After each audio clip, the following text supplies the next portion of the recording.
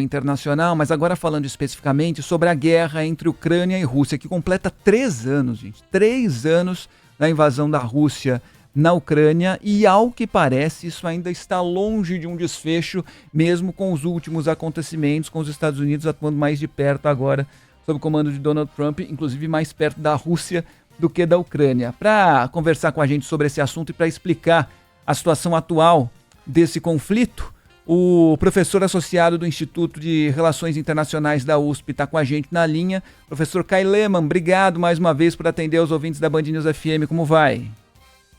Boa tarde, muito obrigado pelo convite. Bem.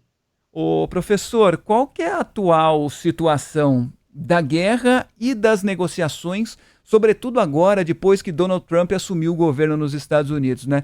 Há uma evidente aproximação de Trump com a Rússia, com Vladimir Putin. A última declaração de Volodymyr Zelensky foi a seguinte: eu abro mão do meu mandato, eu renuncio, mas contanto que a Ucrânia entre para a OTAN. Só que agora, ao que parece, os Estados Unidos seria uma barreira bem forte da entrada da Ucrânia na OTAN. Complicou tudo de vez, professor? Qual que é a sua visão sobre o caso? Complicou. Em muitos aspectos, sim, obviamente. Em termos práticos, complicou. Porém, infelizmente, nada disso é inesperado. Donald Trump sempre deixou muito claro a sua, vamos dizer, afinidade com Vladimir Putin. Ele gostaria de ser um Vladimir Putin, um Kim Jong-un, um tipo desse, algum líder desse tipo.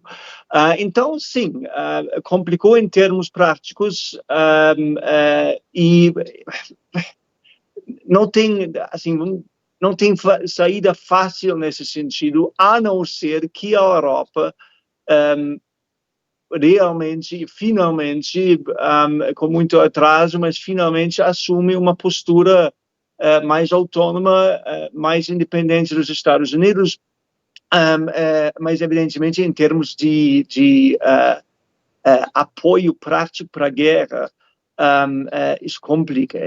A Ucrânia não pode mais esperar apoio militar dos Estados Unidos.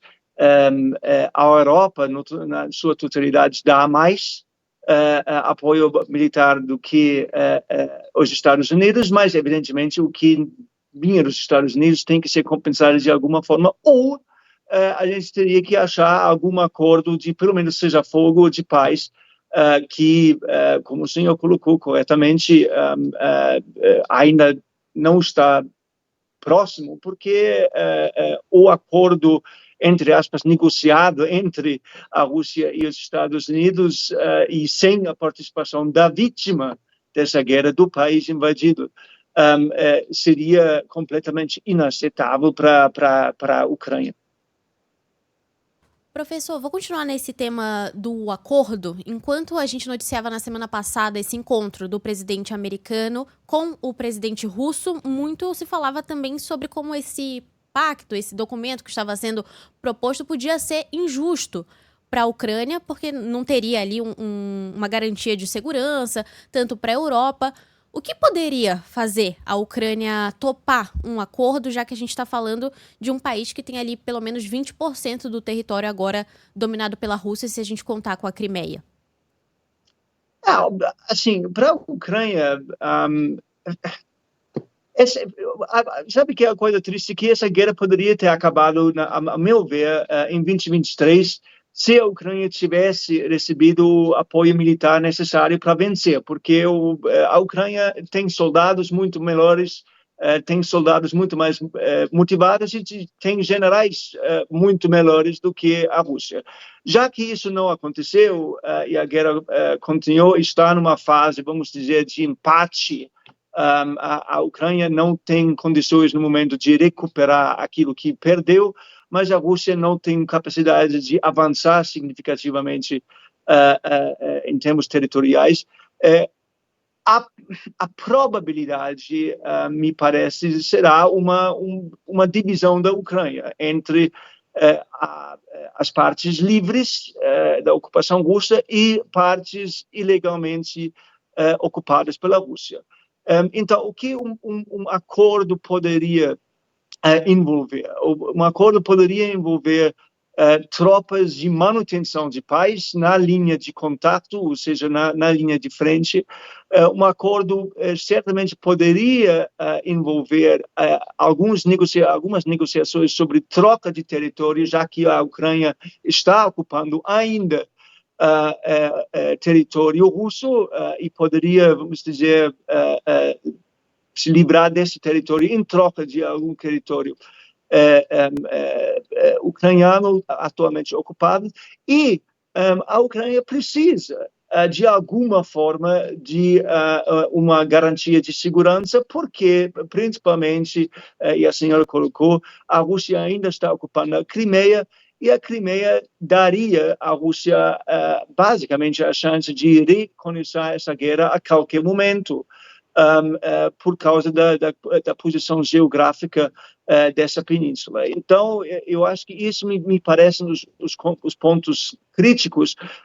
Se fala muito sobre uma troca de minerais ucranianos para os americanos em troca de algumas dessas garantias, mas a gente teria que ver quais seriam essas garantias para ver se isso seria aceitável para a Ucrânia ou não. Professor, apesar da Rússia ter esses 20% de territórios ucranianos ocupados, né, inclusive, o quanto a Rússia sofreu durante esse tempo em relação às sanções, né, durante todos esses anos, esses 3 anos de guerra? Qual foi, de fato, o impacto para o país e também como isso pode virar agora, já que os Estados Unidos, agora sob comando de Donald Trump, tem sugerido o fim das sanções, também retorno das empresas americanas à Rússia?